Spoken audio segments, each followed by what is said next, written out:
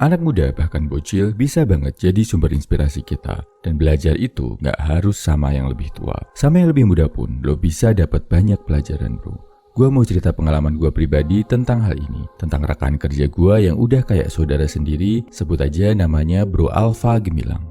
Dia ini usianya jauh lebih muda dari gua, tapi jauh lebih bijaksana. Suatu sore gua lagi naik motor di Ring Road Jogja. Di Cakrawala, gua lihat sosok Bro Alfa Gemilang lagi jalan kaki. Wajahnya kelihatan kepayahan banget, kecapean banget. Gua tanya, "Bro, lagi olahraga ya? Kok kelihatan payah banget?" Bro Alfa Gemilang jawab, "Nggak bro, ini bagian dari konsekuensi. Gua gagal mencapai target pribadi. Dan konsekuensinya, gua harus jalan kaki keliling Ring Road 10 kali. Gila. Sekedar info bro, jalan Ring Road adalah jalan lingkar yang mengelilingi kota Jogja. Panjang satu putarannya kurang lebih sekitar 40 km. Kalau harus jalan keliling 10 kali, berarti Bro Alfa Gemilang total harus jalan kurang lebih 400 km. Gue bilang, yakin bro, gak sayang sama waktu dan tenaga lo. Dia nanggepin, aman bro, ini pilihan yang udah gue ambil. Biar next di masa depan, gue gak gagal lagi. Sekarang, gue bakal nikmati tiap langkah, rasain capeknya tiap langkah. Buat meresapi kegagalan sambil introspeksi. Terus habis ini selesai, bisa coba tantangan baru lagi dan berhasil. Gue tawarin buat bonceng motor, tentu aja dia gak mau. Akhirnya gue tinggalkanlah dia dengan tirakatnya itu.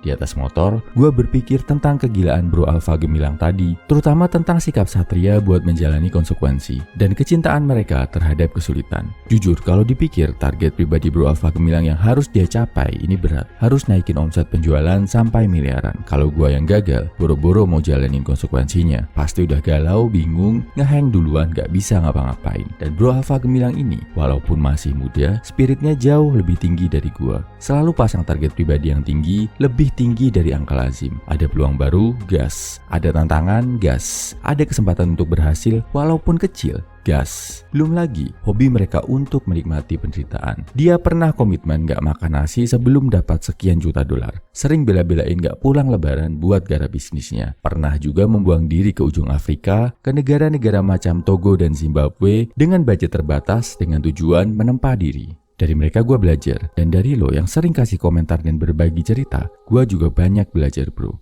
Intinya, kalau mau belajar, jangan lihat umurnya. Jangan ngerasa lebih tinggi dari orang lain cuma karena umur lo yang lebih tua. Di balik pemikiran generasi muda ini, tersimpan hidden gem berharga kalau kita mau memahaminya. Tunjukin bro, kalau anak muda Indonesia sekarang, gak selalu tentang hal-hal negatif.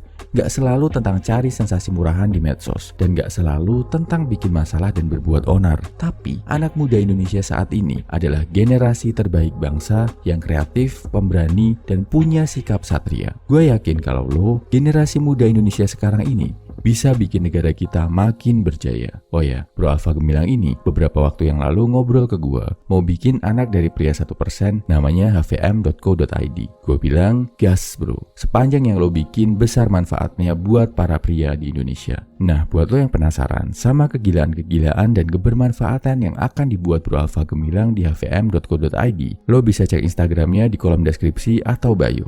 Salam high value man, semangat bro.